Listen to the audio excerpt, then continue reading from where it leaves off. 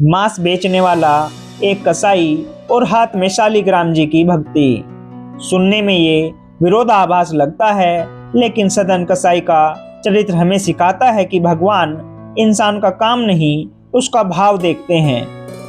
प्राचीन समय में सदन नामक कसाई जाति के एक भक्त हुए। यद्यपि ये जाति से कसाई थे, फिर भी इनका हृदय दया से पूर्ण था। आजीविका के लिए और कोई उपाय न होने से दूसरों के हाथ से मांस लाकर बेचा करते थे। स्वयं अपने हाथ से पशुवध नहीं करते थे। इस काम में भी इनका मन नहीं लगता था, पर मन मारकर जाति व्यवसाय के कारण इनको यह कार्य करना पड़ता था। सदन का मन तो श्री हरि के चरणों में रम गया था।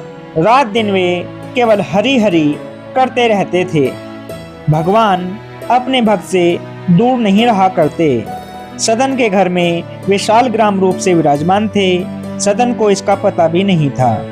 वे तो शालग्राम को पत्थर का एक बाट समझते थे और उससे मांस तोला करते थे। एक दिन एक साधु सदन की दुकान के सामने से जा रहे थे। दृष्टि पड़ते ही वे शालग्राम जी को पहचान गए। मांस विक्रेता कसाई के यहाँ अपवित्र स्थल में शालग्राम जी को देखकर साधु को बड़ा क्लेश हुआ। सदन से मांगकर वे शालग्राम जी को ले गए। सदन ने भी प्रसन्नता पूर्वक साधु को अपना वह चमकीला बाट दे दिया। साधु बाबा कुटिया पर पहुंचे। उन्होंने विधि पूर्वक शालग्राम जी की पूजा की, परंतु भगवान को उससे प्रसन्नता न हुई। रात में उन साधु को स्वप्न में भगवान ने कहा, तुम मुझे यहाँ क्यों ले आए? मुझे तो अपने भक्त सदन के घर में ही बड़ा सुख मिलता था। जब वह मांस तोड़ने के लिए मुझे उठाता था, तब उसके शीतल स्पर्श से मुझे अत्यंत आनंद मिलता था। मुझे सदन के बिना एक क्षण भी आराम नहीं। साधु महाराज जगे। उन्होंने शालग्राम जी को उठाया और सदन के घर जाकर उसे दे आए। साथ ही उसको भगवत कृपा का महत्व भी बताए। सदन को जब पता चला कि उनका ये बटखरा तो भगवान शालग्राम हैं, तब उन्हें बड़ा पश्चाताप हुआ। अपने व्यवसाय से घृणा हो गई। वे शालग्राम जी को लेकर पुरुषोत्तम क्षेत्र श्री जगन्नाथपुरी को चल पड़े।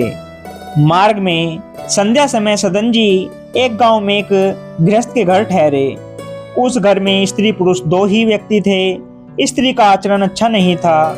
वह अपने ठहरे हुए इस स्वस्थ सुंदर सबल पुरुष पर मोहित हो गई। आधी रात के समय सदन जी के पास आकर वह अनेक प्रकार की अशिष्ट चेष्टा करने लगी। यह देख वे हाथ जोड़कर बोले, तुम तो मेरी माता हो, अपने बच्चे की परीक्षा मत लो, माँ मुझे आशीर्वाद दो। उस स्त्री ने समझा कि ये मेरे पति की वजह से मेरी बात नहीं मानता। वह गई और तलवार लेकर अपने सोते हुए पति का सिर काट दिया और कहने लगी, यारे डरो मत, मैंने अपने पति का सिर काट डाला, अब तुम मुझे स्वीकार करो। सदन भय से कांप उठे। स्त्री ने काफी निवेदन किया और जब देखा कि अब प्रार्थना स्वीकार नहीं हो सकती, तब द्वार पर आकर छाती पीट पीट कर रोने लगी। लोग उसका रुदन सुनकर इकट्ठा हो गए। उन्होंने कहा, इस यात्री ने मेरे पति को मार डाला और यह मेरे साथ बलात्कार करना चाहता था। लोगों ने सदन को खूब भला बुरा कहा।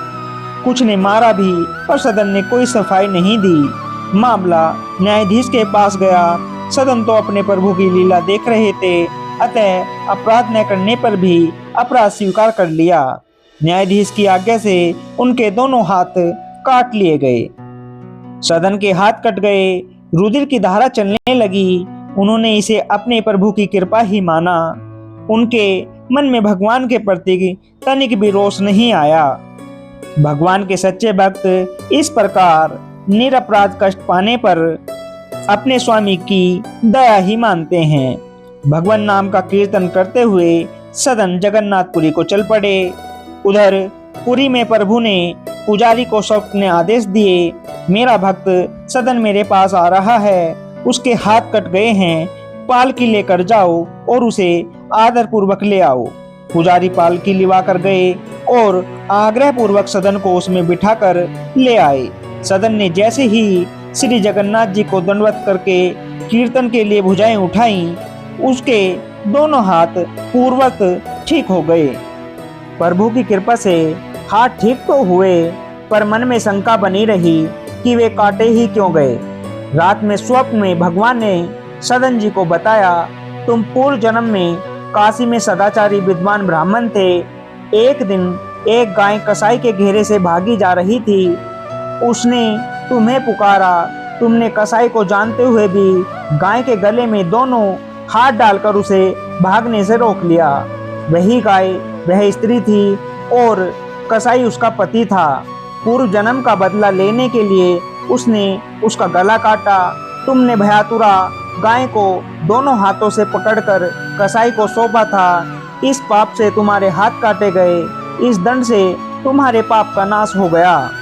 सदन ने भगवान की असीम कृपा का परिचय पाया। वे भगवत प्रेम में विहल हो गए। बहुत काल तक नाम संकीर्तन करते हुए, भगवान के ध्यान में तल्लीन रहते हुए उन्होंने पुरुषोत्तम क्षेत्र में निवास किया और अंत में श्री जगन्नाथ जी के चरणों में देह त्याग कर वे परम धाम को प्राप्त हुए।